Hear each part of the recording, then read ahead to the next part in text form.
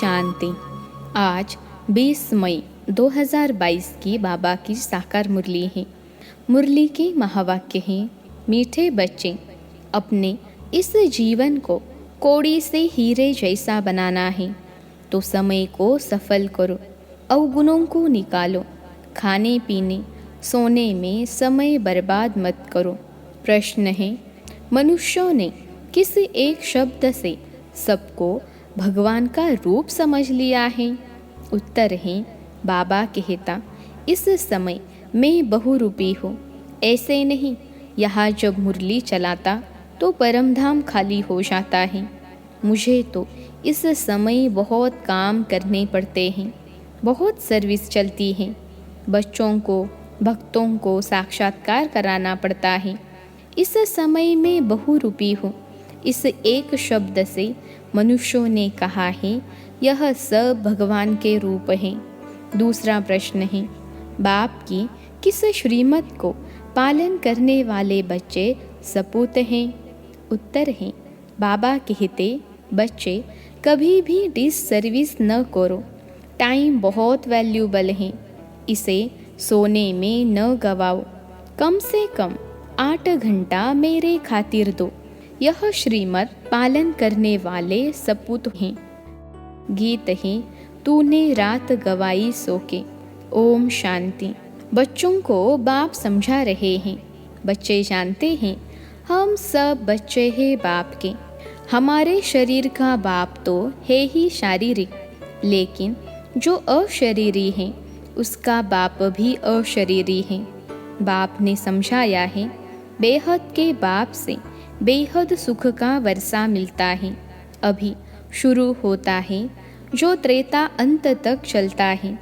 तुम अभी पुरुषार्थ कर रहे हो, भविष्य 21 जन्मों की प्रारब्ध लिए। फिर बाद में हद का शुरू होता है, बेहद का पूरा हो जाता है। यह गुह्य बातें हैं ना। जानते हैं, आधा कल्प हम हद के बाप से वर्षा लेते और बेहद के बाप को याद करते आए हैं। आत्मा के संबंध में सभी ब्रदर्स हैं। वह है बाप कहते भी हैं, हम आत्माएं भाई भाई हैं। फिर जब मनुष्य सृष्टि की रचना रची जाती है तो भाई बहन हो जाते हैं। यह नई रचना है ना। पीछे फिर परिवार बढ़ता है, काका चाचा मामा सब पीछे होते हैं। इस समय बाप रचना रच रहे हैं। बच्चे और बच्चियां हैं, दूसरा कोई संबंध नहीं है।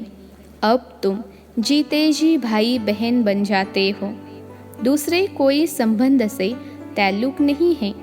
अभी तुमको नया जन्म मिल गया है। जानते हो, हम अभी ईश्वरीय संतान हैं। शिववंशी ब्रह्मा कुमार कुमारियां हैं। ब्रह्मा कुमार कुमारियों का और कोई संबंध नहीं। इस समय सारी दुनिया पतित है, इसको पावन बनाना पड़े। कहते हैं, बाबा हम आपके हैं। बाप कहते हैं, बच्चे भविष्य के लिए पुरुषार्थ कर, भविष्य के लिए पुरुषार्थ करके अपना जीवन हीरे जैसा बनाना है। सारा दिन सिर्फ खाना पीना, रात को सोना और बाप को याद न करना, इससे कोई हीरे जैसा जन्म नहीं मिलेगा। बाप कहते हैं, शरीर निर्वाह अर्थ कर्म करते, गृहस्थ व्यवहार में रहते, कमल फूल समान बनना है। समझते हैं, हम कौड़ी से हीरे जैसा अर्थात मनुष्य से देवता बन रहे हैं। मनुष्यों में तो बहुत अवगुण हैं, देवताओं में गुण होते हैं। तब तो मनुष्य देवताओं के आगे जाकर अपने अवगुण बताते हैं ना। आप सर्वगुण संपन्न, हम पापी नीच हैं। अब बाप कहते हैं, अपने से आसुरी गुणों को निकाल ईश्वरीय देवी गुण धारण करने हैं। बाप तो है निराकार, मनुष्य सृष्टि का बीज रूप। वह सत्य है, चैतन्य है, ज्ञान का सागर है। यह ज्ञान तो बुद्धि में बैठा हुआ है ना। यह है नया ज्ञान। कोई वेद शास्त्रों में यह ज्ञान नहीं है। अभी जो तुम सुनते हो यह फिर प्राय लोप हो जाएगा। अभी तुम जानते हो हम आसुरी गुण वाले मनुष्य से दैवी गुण धारण कर बाप द्वारा देवता बन रहे हैं। पापों का बोझा जो सिर पर है वह बाप की याद से हम भस्म करते हैं। भक्ति मार्ग में तो यही सुनाते आए हैं कि पानी में स्नान करने से पाप भस्म हो जाएंगे, परंतु पानी से तो पावन बन नहीं सकते। अगर ऐसा होता तो फिर पतित पावन बाप को क्यों याद करते? कुछ भी समझते नहीं हैं। समझदार और बेसमझ यह भी एक नाटक बना हुआ है। अभी तुम कितने समझदार बन रहे हो, सारी सृष्टि चक्र को जानते हो, सारी हिस्ट्री ज्योग्राफी को जानना यह भी समझ है ना। अगर नहीं जानते हैं तो उनको बेसमझ कहेंगे ना। अभी तुम बच्चे जानते हो बाबा ने अपना परिचय अपने बच्चों को दिया है कि मैं आया हूँ तुमको हीरे जैसा बनाने। ऐसे नहीं यहाँ से सुनकर गए, खाया पिया जैसे आगे चलते थे। वह तो कौड़ी जैसी लाइफ थी, देवताओं की हीरे जैसी लाइफ है। वह तो स्वर्ग में सुख भोगते थे। चित्र भी है ना। आगे तुम नहीं जानते थे कि हम ही सुखी थे, हम दुखी हुए। हमने 84 जन्म कैसे लिए यह नहीं जानते थे। अब मैं बताता हूँ। अभी तुम औरों को भी समझाने लायक बने हो। बाप समझदार बनाते हैं तो फिर औरों को समझानी देनी चाहिए। ऐसे नहीं घर में जाने से फिर वही पुरानी चाल हो जाए। शिक्षा पाकर फिर औरों को शिक्षा दो। बाप का परिचय देने जाना पड़ता है। बेहद का बाप तो सबका एक ही है। सभी धर्म वाले उनको ही पुकारते हैं, हे परमपिता परमात्मा व हे प्रभु। ऐसे कोई नहीं होगा जो परमात्मा को याद नहीं करता होगा। सभी धर्म वालों का बाप एक ही है। एक को सभी याद करते हैं।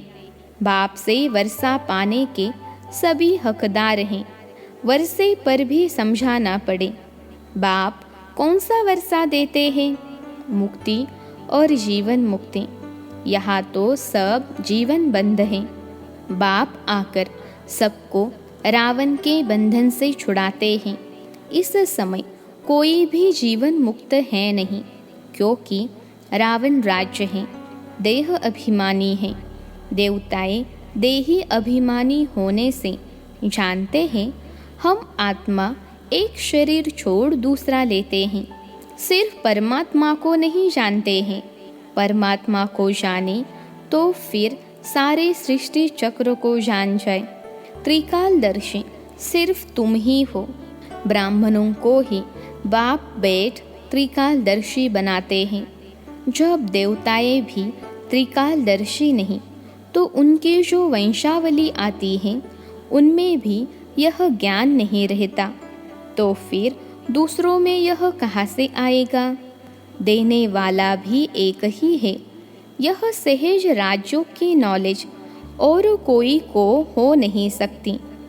देवी देवता धर्म का शास्त्र भी तो होना चाहिए, तो ड्रामा अनुसार उन्हों को फिर शास्त्र बनाने पड़ते हैं।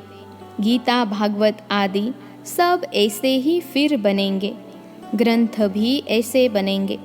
अभी ग्रंथ कितना बड़ा हो गया है, नहीं तो इतना छोटा था, हाथ से लिखा हुआ था, फिर वृद्धि में लाया है। यह भी ऐसे हैं। इनका अगर ग्रंथ बैठ बनाओ तो बहुत बड़ा हो जाए, परंतु फिर उनको शॉर्ट किया जाता है। पिछाड़ी में बाप 2 अक्षर कहते हैं, मन मना भव। मैं तुमको सब वेदों शास्त्रों का सार समझाता हूँ, तो ज़रूर नाम तो लेना पड़ेगा ना। फलाने शास्त्र में यह है, वह कोई धर्म का शास्त्र नहीं। भारत का धर्म एक ही है। बाकी वह किस धर्म के शास्त्र हैं, कब सिद्ध नहीं कर सकते। भारत का शास्त्र है ही एक गीता। गीता भी सर्वशास्त्र शिरोमणि गाई हुई है। गीता की महिमा तुम एक्यूरेट जानते हो। जिस गीता से बाप आकर भारत को स्वर्ग बनाते हैं, भारत के शास्त्र को मान बहुत मिलता है, परंतु गीता का भगवान कौन था, उनको न जानने कारण झूठा कसम उठाते हैं। अब उनको करेक्ट करो। भगवान ने तो ऐसे कहा नहीं है कि मैं सर्वव्यापी हूँ। बच्चों ने प्रश्न पूछा, शु बाबा जब इधर आते हैं, मुरली चलाते हैं, तो क्या परम धाम में भी हैं? बाबा कहते हैं, इस समय तो हमको बहुत काम करने पड़ते हैं, बहुत सर्विस चलती है। कितने बच्चों को, भक्तों आदि को भी साक्षात्कार कराता हूँ। इस समय मैं बहुरूपी हूँ। बहुरूपी अक्षर से भी मनुष्यों ने समझा है। सब रूप उनके हैं। माया उल्टा लटका देती है, फिर बाप सुल्टा बनाते हैं। तुम बच्चे अभी मुक्ति धाम में जाने का पुरुषार्थ करते हो। तुम्हारी बुद्धि है मुक्ति धाम तरफ।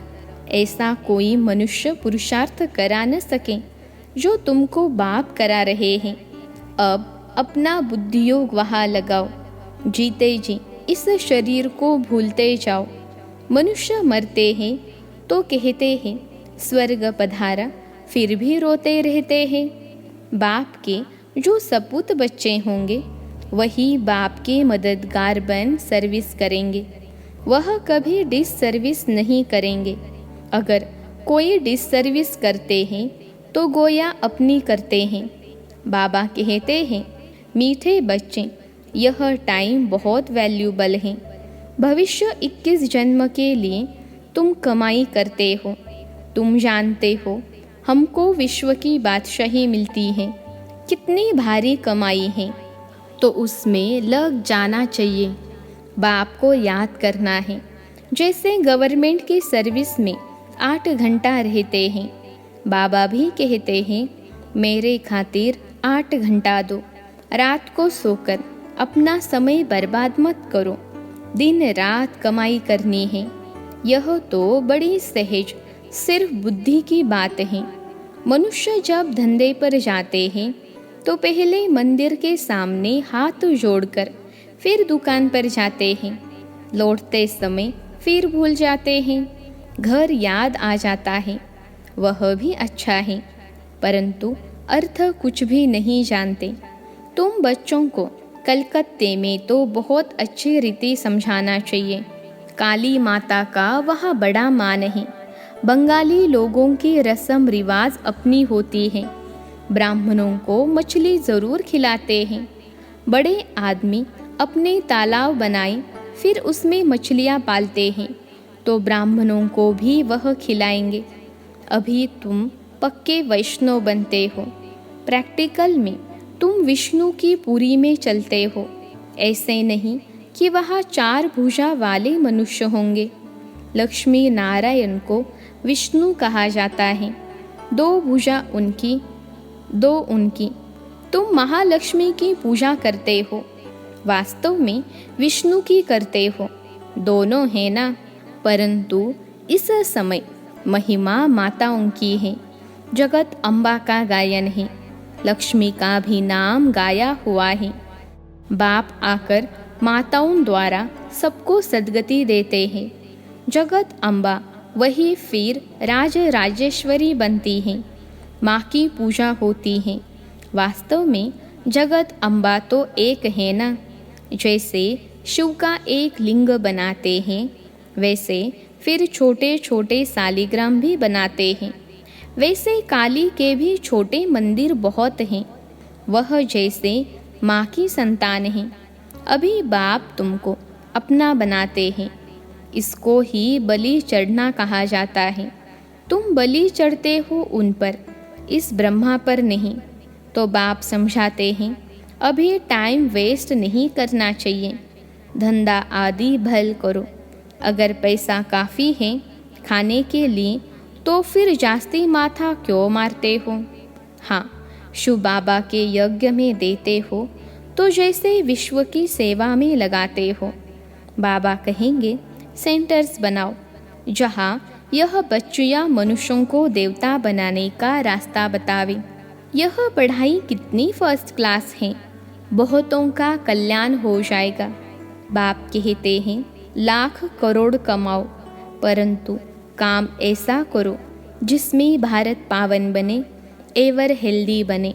तुम भविष्य के लिए अभी पूरा वर्षा लेते हो, वहाँ गरीब तो कोई होते नहीं, वहाँ भी अभी की प्रारब्ध भोगते हो।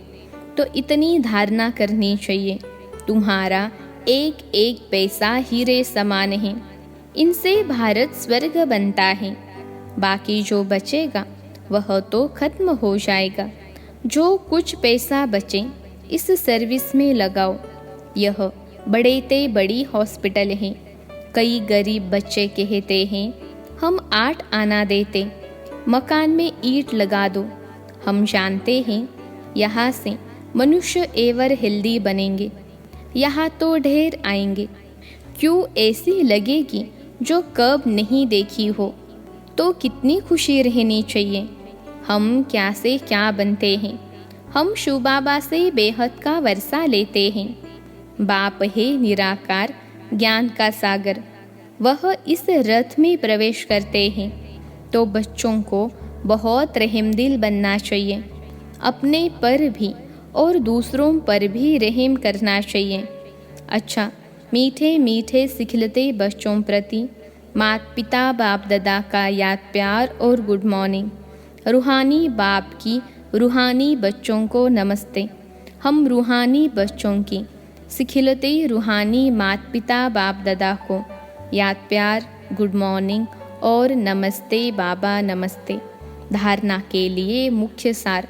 पहली पॉइंट है भारत को पावन बनाने की सेवा में अपना तन मन धन सफल करना है।